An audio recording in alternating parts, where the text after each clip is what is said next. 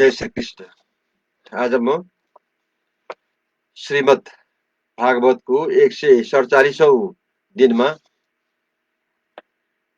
10वां स्कंदको 37वां अध्याय पाठ करने जा रहा हूं। आज मैं केशी और व्योमवध के विषय में हम श्रवण करेंगे। केशी वध लकिदेव ऋषि किन कृष्ण के गान 37 व्योमासुर वचन बधन की नौ चरित्र बखान।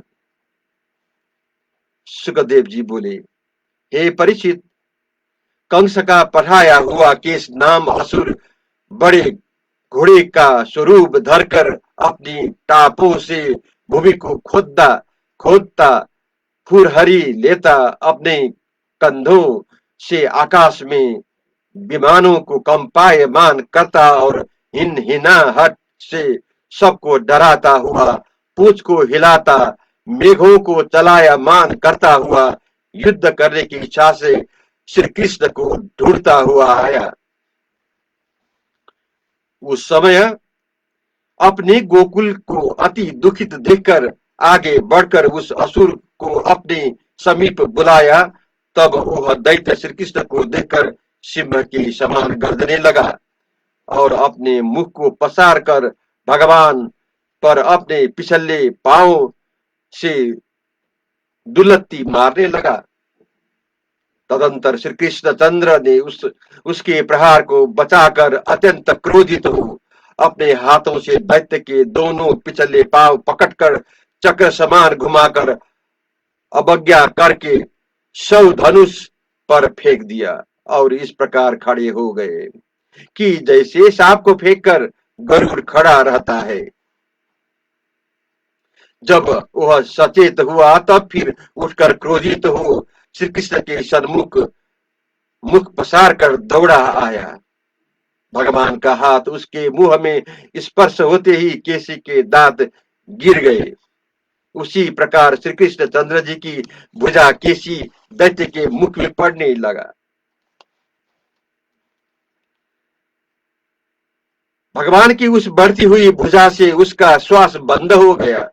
तब श्वास रुक जाने के कारण वह पांव पलटने लगा, अंगों से पसीना निकल आया, आंखें बाहर आ गई। इस प्रकार लीद करता हुआ वह असुर मरकर पृथ्वी पर गिर पड़ा। उस असुर के मरते ही पक कर फटी हुई ककड़ी के समान अपनी भुजा को श्री कृष्ण जी ने उसके मुख से निकाल लिया। इसके उपरांत देवर्षि नारद श्री कृष्ण के एकांत में यह कहने लगे कि हे वासुदेव, जैसे काष्ठ में अग्नि रहती है इस प्रकार आप संपूर्ण प्राणियों में व्यापक भाव से निवास करते हो। यह बहुत अच्छा हुआ जो आपने घोड़े का स्वरूप धारण करने वाले इस दैत्य को लीला मात्र से मार गिराया। हे विभो, परसों के दिन आपके हाथों से चारूढ़ मुष्टिक अन्य मल्ल कुबलिया पीढ़ हाथी और राजा कंस इन सबको मरा हुआ देखूंगा। इसके उपरांत शंखासुर, काल एवं मूर दैत्य, नरकासुर, इनका वध और नंदन वंश कल्प वृक्ष का लाना और देवराज इंद्र की पराजय तथा पुरुषार्थ ही जिनका मूल्य ऐसी कन्याओं का विवाह और द्वारिकापुरी में सांप से राजा नृग को छुड़ाना, जाम्बवती श्री सहित स्यमंतक मणि का लाना और संदीपन नाम विद्या गुरु के मरे हुए पुत्र को महाकालपुर से सजीव लाकर देना, फिर राजा पौंड्रक अर्थात मिथ्या वासुदेव का वध, काशीपुरी को भस्म करना, दंत वक्र का मरण और राजा युधिष्ठिर के राजस्वीय यज्ञ में शिशुपाल का वध और द्वारिकापुरी में विराजमान होकर आप अन्य जो लीलाएं करेंगे उन सब घटनाओं को मैं देखूंगा। तदंतर अर्जुन के सारथी होकर कई अक्षौहिणी सेना का संहार कराओगे, वह भी मैं देखूंगा। आप ही सबके ईश्वर हो और अपने ही अधीन हो, अपनी माया से संपूर्ण जगत के भेद को रचते हो। यदु विष्णु सातोत इनमें श्रेष्ठ ऐसे आपको हम प्रणाम करते हैं। यह कहकर नारद मुनि श्री कृष्ण को प्रणाम कर चले गए। एक समय भगवान गोवर्धन पर्वत के शिखर पर गौओं को चराते हुए चोर तथा पालक बनकर छिपी छिपी खेल करने लगे। हे राजन, उनमें कितने ही ग्वालवाल तो चोर बने और कितने ही बालक रक्षक बने, कितने बालक पेड़ बने। इस प्रकार निर्भय होकर खेलने लगे। उसी समय खेल में गोपाल का स्वरूप धारण कर मय दानव का पुत्र महामायावी व्योमासुर नाम दैत्य आया और चोर बनकर मेढ़ा रूप बने हुए बहुत से ग्वालों को चुरा चुरा कर ले जाने लगा। वह दैत्य उन ग्वालों को ले जाकर एक पर्वत की गुफा में डाल डालकर एक भारी शिला से उस गुफा का द्वार बंद कर देता था। इस प्रकार जब 4-5 ग्वाल शेष रह गए तब श्री कृष्ण भगवान ने उस दैत्य के कपट रूप कर्म को जानकर उस दुष्ट को ऐसे पकड़ लिया कि जैसे सिंह बल पूर्वक मृग को पकड़ लेता है।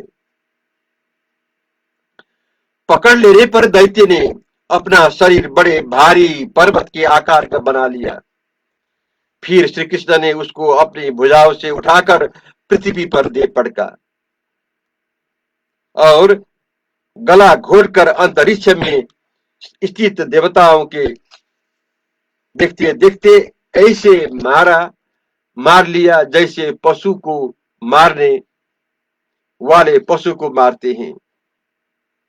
तदंतर पर्वत की गुफा के समीप जाए ऊपर से शिला को हटाया, गोपों को उस कष्ट रूप गुफा से बाहर निकाल देवता और गोप जिनकी स्तुति कर रहे हैं ऐसे श्री कृष्ण चंद्र भगवान अपने गोकुल में आए विराजे। जय श्री कृष्ण।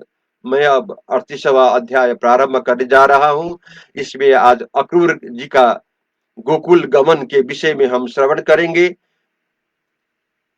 38वें अक्रूर जिमी करी हरि दर्शन चाव गोकुल जावत कृष्ण लकी कुन्ने आदर पान। श्री सुखदेव जी बोले, हे राजन, अक्रूर जी उस रात्रि मथुरा में रहकर भोर होते ही रथ में बैठकर गोकुल की ओर चल दिए।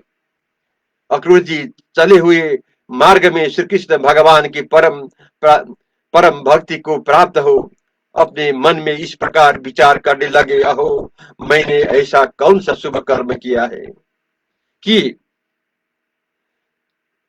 आज केशव भगवान के दर्शन करूंगा। आज कंस ने मेरे ऊपर बड़ी कृपा की अवतारी कृष्णचंद्र जी के चरण कमलों का दर्शन होगा। जिन चरणों के नखमंडल की कांति से अम्बरीश आदि महात्मा जन अंधकार स्वरूप संसार सागर से पार हो गए, जिन चरणों का ब्रह्मा शिव आदि देवता और लक्ष्मी देवी भक्तों सहित मुनि लोगों ने पूजन किया है, तथा जो चरण गौवे चराने के अर्थ ग्वालों के साथ वन में विचर रहे हैं और जिन चरणा बिंदु में गोपियों के कुचों की केसरी लगी है, आज उन्हीं चरण कमलों का दर्शन करूंगा। दर्शन होते ही मैं रथ से नीचे उतरकर शीघ्र ही श्री कृष्ण बलदेव जी के साक्षात चरण कमलों को प्रणाम करूंगा। भगवान के साथ जो उनके सखा ग्वाल वाल होंगे उनको भी मैं प्रणाम करूंगा। जब मैं भगवान के चरण मूल में पड़ूंगा तो भगवान अपना कमल समान हाथ मेरे सिर पर धरेंगे, जिस पर कमल में अर्ध हो जल समर्पण करके इंद्र ने इंद्र पद भी पाई तथा राजा बलि ने संकल्प करके त्रिलोकी की इंद्रता प्राप्त की, अथवा भगवान ने रासलीला के गोपियों के परिश्रम को जिस हाथ के स्पर्श से दूर किया, यद्यपि मैं राजा कंस का भेजा हुआ दूत हूं, तथापि भगवान मुझ पर यह संदेह नहीं करेंगे कि यह शत्रु का भेजा हुआ है, क्योंकि वो सर्वार्थ अंतर्यामी है। जब दया रूप अमृत से भरी हुई हास्य सहित चितवन से वे मेरी ओर देखेंगे तो मैं उसी समय सब पापों से छुटकर शंका रहित हो परम आनंद को प्राप्त होऊंगा। हे परीक्षित, अक्रूर जी इस प्रकार श्री कृष्ण जी की प्रार्थना करते करते सूर्य नारायण के अस्त होने होते समय गोकुल में पहुंचे। ब्रह्मादि देवता अपने मुकुटों पर जिनकी रेणु को धारण करते हैं, ऐसे श्री कृष्ण चंद्र भगवान के चरणों के चिन्ह अक्रूर जी ने ब्रज में देखा। उन चरण चिन्ह के दर्शन होते ही आनंद से संभ्रम युक्त हो रोमांच हो आया। नेत्रों से आंसू बहने लगे। रथ से नीचे उतरकर, अहो यह हमारे प्रभु श्री कृष्ण भगवान की चरणों की रज है, ऐसे कहकर उस चरण चिन्ह में लौटने लगे। तदंतर ब्रज में पहुंचकर अक्रूर जी ने गौशाला में गाय धोने के निमित्त जाते पीतपट ओढ़े नीलांबर पहिरिए शरद ऋतु के कमल समान नेत्रों वाले श्री कृष्ण चंद्र और बलराम को देखा। अक्रूर जी तुरंत रथ में उतर स्नेह से विहल हो राम कृष्ण के चरणों में दंड के समान गिर पड़े। भगवान के दर्शनानंद से अक्रूर जी के नेत्रों से आंसू बहने लगे। अंगों में रोमांच हो आया।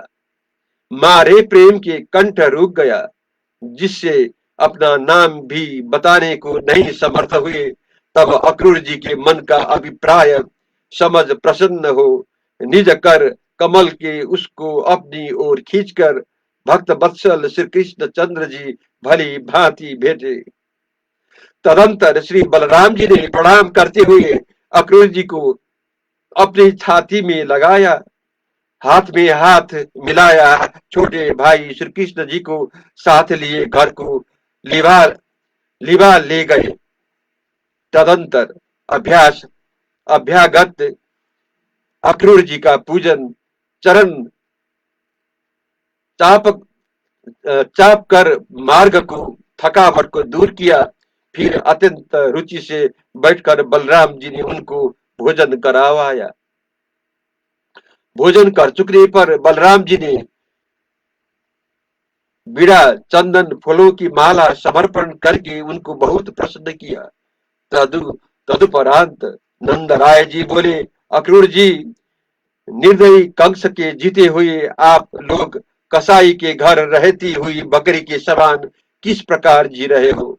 अपने प्राणी को रक्षा करने वाले दुष्ट कंस को विलाप करती हुई अपनी बहन देवकी के ही छोटे छोटे बालक जब मार डाले, तब आपकी क्या कुशल पूछे। इस प्रकार सुंदरी प्यारी वाणी से नंद राय जी ने पूछकर बहुत सम्मान किया। जय श्री कृष्ण।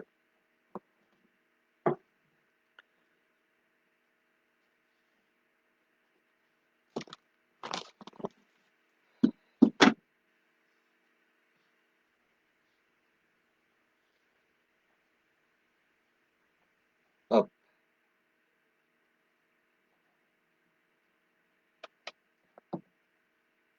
जय श्री कृष्ण।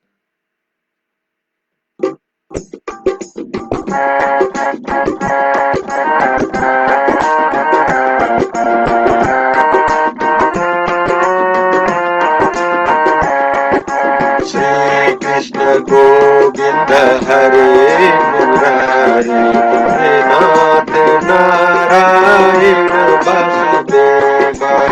श्री कृष्ण गोविंद हरे मुरारी, हे नाथ नारायण वासुदेवा। एकमात्र स्वामी सखा हमारे, एकमात्र स्वामी सखा हमारे, हे नाथ नारायण वासुदेवा। श्री कृष्ण गोविंद हरे